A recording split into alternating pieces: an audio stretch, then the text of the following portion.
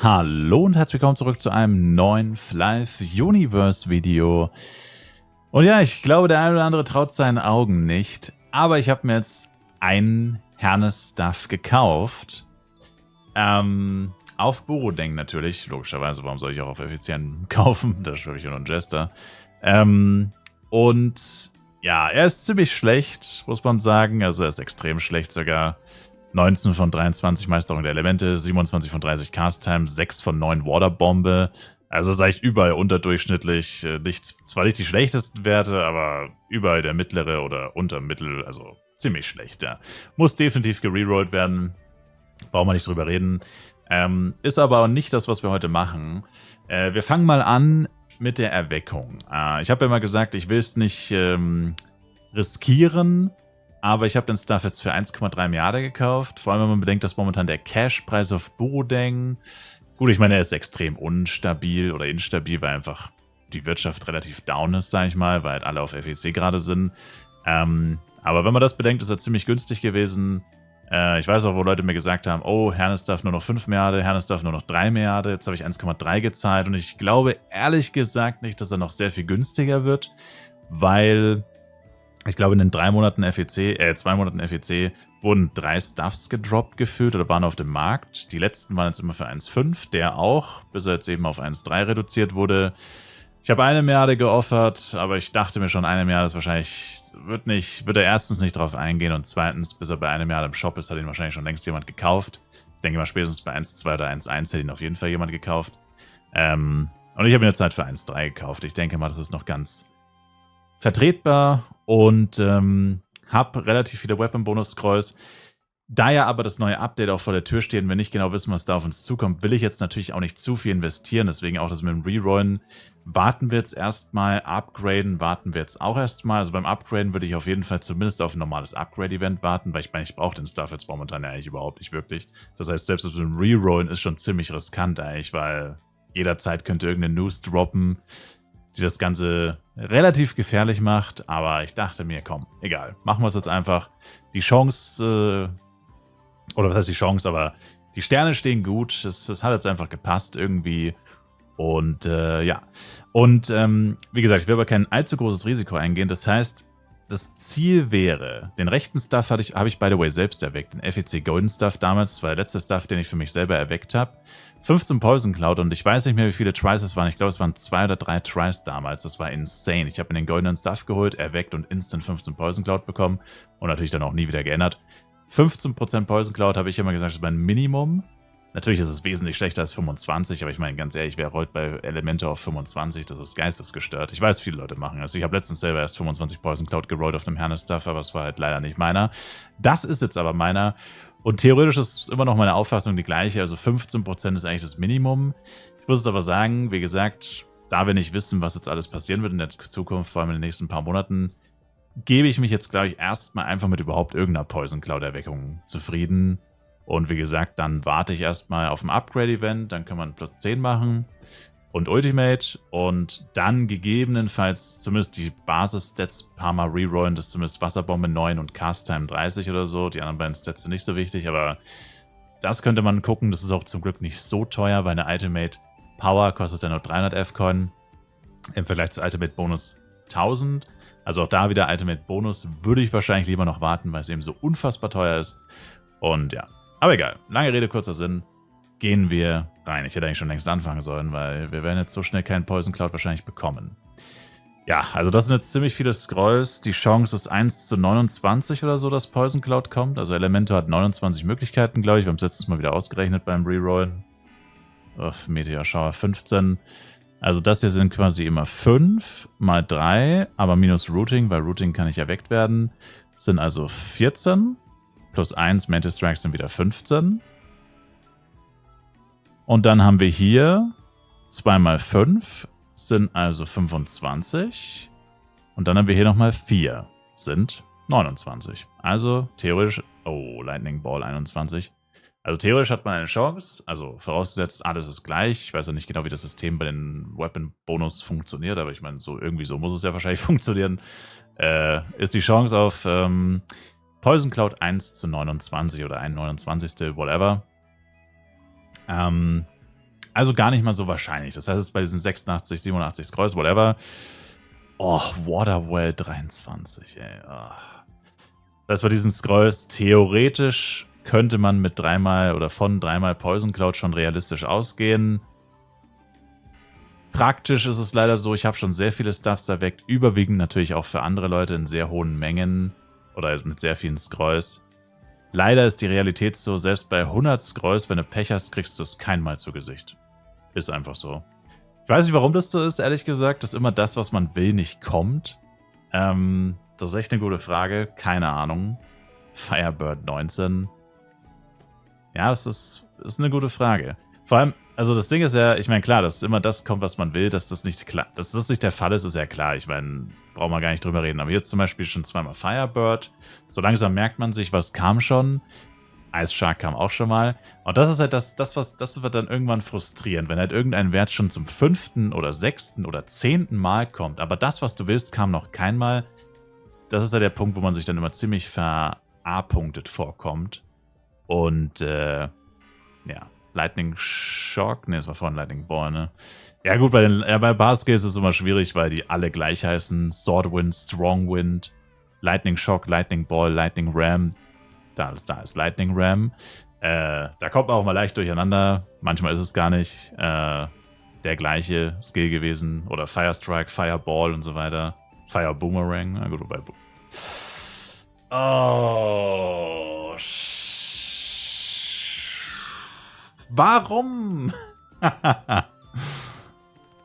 Das war jetzt relativ lucky tatsächlich. 27 Tries, also fast die 1,29. Hat fast die 29 Tries gekostet. Mann, warum konnten es nicht 21% sein?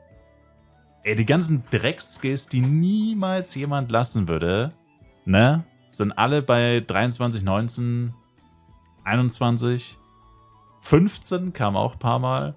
Aber nein, das, was man will, natürlich... das ging jetzt so schnell, dass man fast sagen müsste, okay, man probiert es nochmal. Vor allem 11 ist jetzt echt nicht so gut. Aber es ist halt ärgerlich, wenn das nächste Mal 5 kommt, nach 50 und dann nach 100 kommt 7, dann bereust du es dann. Ja, das ist die Frage. Wenn es jetzt ein Livestream wäre, würden alle sagen, roll weiter. Und ich riskiere es tatsächlich. Ich hoffe, ich werde dafür belohnt. Ja, direkt der nächste Skill ist 2% höher. Ne? Das ist so lächerlich. Also, halten wir fest, einmal Poison Cloud in knapp 30. Oder jetzt sind es 30. Da wäre es halt sehr interessant, wenn man da mal eine Übersicht kriegen würde. Von den Entwicklern, wie genau das System funktioniert oder ob es wirklich einfach alles ist gleich wahrscheinlich ist. Kann ich mir exakt nicht vorstellen, aber ich will hier nichts unterstellen. Oh, Burning Field kam gleich zum ersten Mal tatsächlich. Burning Field kam noch nach Poison Cloud. Spike Stone 21. Mann. Nicht auf diese Garbage Skills die hohen Werte vergeben, Bro. Spike Stone ist ja wirklich absoluter Trash. Earthquake kam auch schon zweimal. Ja, die meisten Sachen kamen schon zweimal, ist ja klar. Ice Missile 17. Ärgerlich ist natürlich dann vor allem immer, wenn es Wasserskills sind, also die anderen Wasserskills, die guten Prozente bekommen. Was war es vorhin? Ice Shark mit 21 oder so. Oder war nicht sogar Waterwell? Waterwell war 23, ne? Nee. Ja, das ist dann natürlich immer ärgerlich. Naja, wie gesagt, wäre schon mal interessant, ob das wirklich alles gleich wahrscheinlich ist oder wie genau die Wahrscheinlichkeiten sind. Oder ich weiß nicht, ob es das gibt, aber ich glaube nicht. Habe zumindest noch nie von gehört. Und generell ist es halt bei Elementor eh so, ich meine, allein schon dieses Ding 1:29, also da haben wir auch schon oft drüber geredet und es gibt ein paar Leute, die sind der Meinung, dass es fair ist, weil Elementor so stark ist und so. Oh, Windcutter 23, Bro. Muss ich aber persönlich sagen, ergibt jetzt, finde ich, keinen Sinn, weil es gibt genauso viele Leute, die sagen, Elementor ist Trash und Psykeeper ist... Also, das ist ja rein subjektiv, ob man jetzt Elementor gut oder nicht findet. Also, nicht wirklich. Ich meine, natürlich gibt es Sachen, die kann er extrem gut oder whatever. Aber man hört halt, ich meine, das ist wie bei Blade oder keine Ahnung, also bei jeder Klasse gibt es immer Leute, die sagen, es ist geil und es gibt immer Leute, die sagen, es ist kacke. Halt die Leute, die es cool finden und die Leute, die es kacke finden, logischerweise. Aber ich finde halt, unabhängig davon, was man jetzt von Elementor hält, einfach die Tatsache 1:29, es ist einfach unfair. Also ab einer gewissen Anzahl an Skills müsste es eigentlich schon auch so eine Art, nicht Pity ist das falsche Wort dafür, aber trotzdem auch so einen Auffangmechanismus geben, dass du nicht legit 50.000 Scrolls benutzen könntest, ohne das zu bekommen, was du willst. Und bei anderen Klassen, ich will jetzt mal nur ein Beispiel nennen, Ringmaster, Hust, der kann nur 3 Werte rollen. Ich meine, wo ist denn das bitte fair? Klar, wenn du jetzt Ringmaster gegen Elementor in verschiedenen Bereichen vergleichst, kann schon sein, dass der Elementor dann grundsätzlich besser... Halt's Maul, unser erster 25er ist natürlich Strong Wind. Mag schon sein, dass der Elementor da in vielen Bereichen vielleicht besser abschneidet. Meteorschau 11 war unser allererster, oder? Zurück da, wo wir angefangen haben. Poison Cloud kam erst einmal und wir sind schon bei 60 Scrolls, by the way. Burning Field kam jetzt 4-mal, glaube ich. Also wieder genau das, was man will, kommt einfach. Burning Field Back-to-Back, alles klar. Burning Field Back-to-Back und zum 4. oder 5. Mal, aber Poison Cloud kam erst einmal. Das ist genau das, was ich vorhin gesagt habe. Das ist so frustrierend, dass nicht das kommt, was du willst. Wobei Burning Field muss zugegebenermaßen gesagt werden, dass 2x5 und 1x7 kam oder so. Aber trotzdem. Ja. Aber wie gesagt, also ich finde diese Vergleiche eigentlich schwachsinnig, weil grundsätzlich soll es eigentlich immer fair sein. Ich meine, du kannst nicht sagen, ja, ich finde die Klasse stärker als meine Klasse, deswegen finde ich es richtig, dass die Klasse benachteiligt wird und dass das nicht fair ist. Finde ich, ist halt ein schlechtes Argument, weil, ja gut, warum spielst du dann die Klasse überhaupt, die du spielst? Wenn du der Meinung bist, dass die andere Klasse so viel besser ist, dann spiel doch selber die Klasse. Aber es ergibt doch keinen Sinn, dann zu sagen, ja, ich finde es gut, dass das... Alter, Void 23 hatten wir doch schon mal. Ach so, wir kriegen zweimal Void 23, aber einmal Poison Cloud 15? Ey, das ist so ein Witz, ne? Genau das Windfield 19. Genau deswegen wollte ich nicht rerollen, weil es der größte Schmarrn überhaupt ist. Also das ist richtig lächerlich. Wir haben einfach zweimal, ich bin mir ziemlich sicher, oder vielleicht war es 21, aber ich bin mir ziemlich sicher, wir haben zweimal Void über 20% bekommen. Und noch, ey, wir haben erst einmal Poison Cloud und Mental Strike kommen back-to-back. What? Das ist so lächerlich. Und jetzt kommt gleich Poison Cloud 5 wahrscheinlich. Boah, ist das, ey. Ja, also wie gesagt, also da habe ich echt kein Verständnis für. Weil wenn man, wirklich, wie gesagt, wirklich der Meinung ist, dass die andere Klasse so viel besser ist, dann soll man sie halt spielen. Aber das durch unfaire, oder was heißt unfair, aber naja, ich meine, irgendwie ist es schon unfair, dass es da keinen Auffangmechanismus gibt. Und ich sage ja auch nicht nur für Elementor, ne? Ich meine, bei Psykeeper ist es ähnlich. Ich meine, Burning Field 23. Junge, Burning Field kam einfach jetzt... Es kam am Anfang keinmal, dann kam einmal Poison Cloud, dann kam literally 10-mal Burning Field, jetzt sogar mit 23. Oh, ey, Burning Field 23 wegzurollen ist crazy. Oh, es war so klar, dass das passiert, gell? Vor allem, ich will ja nicht mal 25 Poison Cloud. Ich habe ja nicht mal irgendwelche unrealistischen Anforderungen. 15! Ich will nur 15, das ist so schlecht. Die meisten Leute würden 15 rerollen. Es ist so lächerlich, Alter. Ja, Mental Strike kam jetzt auch 5-mal seit dem letzten Poison Cloud. Wie kann das sein? Wie kann das sein, dass das einzige... Windcutter 19, wir hatten vorher Windcutter 17. Wie kann es sein, dass das einzige, was nicht kommt, Poison Cloud ist? Das Spiel weiß genau, was du haben willst und gibt es dir nicht. Wie zur Hölle ist das wirklich? Stone Spear gefühlt auch schon zum 20. Mal gesehen. What? Schon wieder Burning Field? Das ist jetzt das 8. Mal oder so. Willst du mich verarschen? Alter, es ist so lächerlich. Es ist an Lächerlichkeit nicht zu überbieten. So, vielleicht bringt der Jester Glück. Ein Boodeng Jester, auch auf Level 165 mit 99,99. Nochmal 73 Scrolls, da müssten wir genau bei 160 sein. Und ja, einmal Poison Cloud. Also gefühlsmäßig kam alles andere mindestens schon 5-mal. Was natürlich nicht geht, ich weiß. Aber ich sage nur gefühlsmäßig. Ja gut, wobei Sandstorm, glaube ich, kam sogar zum ersten Mal gerade. Aber es kam halt auch direkt mit 19%. Also ich muss sagen, ich glaube, den nächsten Poison Cloud über 10. Mental Strike 5. Also ich glaube, den nächsten Poison Cloud über 10 muss ich lassen. Einfach nur, ich ertrage das nicht. Es ist so lächerlich. Es ist so lächerlich. Ich meine, klar, zugegebenermaßen, was bringt es einem, wenn 5-mal Poison Cloud 5% kommt? Ne? Stimmt. Aber bei Burning Feet hat man es ja gesehen. Burning Feet kam sehr oft, sehr schlecht. Und beim 10. Mal Strongwind 19 schon wieder? Oder war es vorher Swordwind? Ice Missile. Es kam so oft niedrig, dass es aller Wahrscheinlichkeit nach, wenn es dann zum 10. Mal kommt, muss es ja irgendwann auch mal ein hoher Wert sein, ne? Also, so könnte man es sich vielleicht, keine Ahnung, gut reden, I guess. Aber wenn es halt gar nicht kommt und dann kommt es einmal mit 5%, ich meine, dann hat man ja wirklich nichts davon.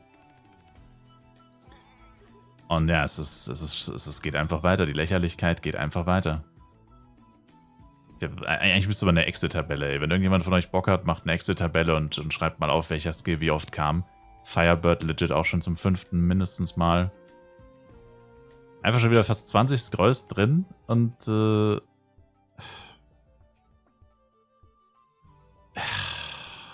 Poison Cloud 17. Ich bin absolut nicht zufrieden, weil das ist lächerlich. Dass es 2-mal kam und literally alles andere gefühlt 10-mal und Burning Feet halt. Burning Feet. Warum konnte das nicht Poison Cloud sein? Poison Cloud 17, ganz ehrlich, sieht scheiße aus. Das Ärgerlichste an der ganzen Geschichte ist, dass ich selber 25% Poison Cloud erweckt habe. Aber halt nicht meinen Stuff, sondern das für jemand anderen. Das ist die größte Tragödie der Menschheit, wenn ihr mich fragt. Ja, das ist die größte Tragödie der Menschheit, ich hab's gesagt. Kappa. Ein Scherz, by the way. Aber ich meine, damit kann ich leben. Wie gesagt, man muss eigentlich theoretisch davon ausgehen, dass Herneswaffen abgelöst werden von irgendwas anderem. Also, beziehungsweise Waterbomb in irgendeiner anderen Form weiter existieren wird in neuen Waffen. Alles andere würde irgendwie wenig Sinn ergeben. Das wäre so eine Ivalice-Waffensituation, wie wir sie ganz am Anfang von Fly Universe hatten, wo dann theoretisch Ivalice-Waffen die besten AOE-Waffen in gewissen Szenarien waren, also rein vom Skill-Damage und Pipapo her. Praktisch sie aber da trotzdem irgendwie keiner benutzen will, weil es halt einfach viel höhere Waffen gibt, wo du dann noch ganz andere Werte bekommst. Also vielleicht ist dann dein Skill-Damage, also keine Ahnung, vielleicht könnte man sich so irgendwie vorstellen. Ich meine, klar, Waterbomb kann man jetzt nicht mit Ivalice-Waffen vergleichen, das ist mir schon klar, das war jetzt nur irgendwie, um ein Beispiel heranzuziehen, wo es schon mal vielleicht so ähnlich war. Aber, ja, also ich denke schon, dass Wasserbombe nochmal auf andere Waffen kommen wird, weil imagine, du bist 190 und läufst immer noch mit einem Staff of Fairness rum. Das ist ja eigentlich jetzt wie, als wenn du noch mit einem Bloody Staff rumläufst. Vom Prinzip her wäre das dann das Gleiche. Und ja, da macht man sich ja auch drüber lustig. Also von dem her würde man sich dann auf einen 190er, der noch mit einem Hernes-Staff rumläuft, der theoretisch genauso drüber lustig machen müssen. Aber ja, mal schauen. Das Problem mit den neuen Waffen wird halt so oder so sein. Selbst wenn es eine neue Wasserbombe-Waffe geben wird, dann ja, wird sie halt erstmal unbezahlbar sein, natürlich. Das ist ja eh klar, wie es beim FEC-Server die neuen Waffen, in Anführungszeichen, also Hernes und Berserkers Crystal ja auch unbezahlbar sind oder waren, als das Server neu rauskam. Ja. Ja, ich meine, beschweren kann man sich jetzt nicht. Es ist 2% über dem, was ich wollte. Aber wie gesagt, es ist trotzdem immer frustrierend und ich habe jetzt, also ich weiß gar nicht, wie viel Weapon-Bonus ich schon benutzt habe. Es müssen sehr viele sein. Also wirklich sehr viele. Und es ist fast jedes Mal das Gleiche. Also wirklich, es ist immer das, was die Leute wollen, kommt einfach nicht. Und jeder andere Dreck wirklich kommt. Kannst du dir nicht vorstellen. Weil ich zugeben muss, Electric Shock, glaube ich, habe ich auch nur 2-mal gesehen. Also es gab, oder Sandstorm, es gab ein paar Skills. Avalanche, glaube ich, habe ich kein einziges Mal gesehen, tatsächlich. So ich so drüber nachdenke. Also ich meine, es gab sicherlich noch ein paar andere Skills, die auch ganz unten waren, aber Poison Cloud war definitiv einer von denen. Und es gab ein paar Skills, die waren ganz oben, wie zum Beispiel Burning Fields, Swordwind, Void. Also es gab ein paar Skills, die kamen unverschämt häufig. Aber das ist immer so. Und wie gesagt, deswegen brauchen wir eigentlich ein Soft Pity. Auch, das kommt auch noch dazu, by the way. Third Job Change. Imagine, Elementor kriegt bei Third Job Change mindestens 5 oder 6 Skills. Dann hast du einfach 1:35. Ich meine, hallo, geht's noch? Eine so eine Scroll kostet theoretisch 1 Euro oder $1. Circa. Sag mal, geht's noch? Musst du $35 zahlen, nur dass du den Skill überhaupt einmal siehst. Und wenn du Pech hast, zahlst du $160 kriegst den Skill zweimal, 5%, dann sind einfach $160 weg. Und Ringmaster, der dann wahrscheinlich 5 Skills hat, oh nein, 5 Skills, das könnte so viel schief gehen. Also das ist wirklich richtig lächerlich, ey. Das muss wirklich geändert werden, dass man zumindest den Job auswählen kann, nur First Job, nur Second Job, nur Third Job oder irgendwie so. Das ist crazy unfair. Muss man einfach sagen. Und Elementor ist leider der Leidtragende, weil er mit Abstand die meisten Skills im Spiel hat. Psykeeper hat deutlich weniger. Ich glaube, Psykeeper hat 6 Skills weniger oder so. Also da sind die Chancen auch schon mal nochmal etwas besser. Und bei vielen anderen sind es nicht mal 20 Skills. Also, ja. Das war mein Wort zum Sonntag. Auch wenn heute überhaupt nicht Sonntag ist. Ich weiß nicht, welcher Tag heute ist. Ist auch egal. Jedenfalls, warten wir jetzt, I guess, auf ein Upgrade-Event. Und, ja, ich meine, wirklich viel besser wird jetzt wahrscheinlich gar nicht sein. Wasserbombe 6% ist echt schlecht. Ich meine, wenn man eine Waffe wirklich für Wasserbombe kauft, dann will man da natürlich schon die 9 sehen. Und ja, natürlich clean. Keine 10 Sockel mit 10% Fähigkeitsschaden. Das ist natürlich schon etwas mager. Naja. Danke euch vielmals fürs Zuschauen. Ich würde mich selber ein Like, Kommentar, ein Abo von euch freuen. Und ich hoffe, dass wir uns auch im nächsten Live Universe Video wiedersehen. Und checkt auf jeden Fall auch den Livestream ab. Jeden Tag live auf Twitch. Jeden einzelnen Tag des Jahres. Link in der Videobeschreibung. Haut rein, schaut rein und ciao, ciao.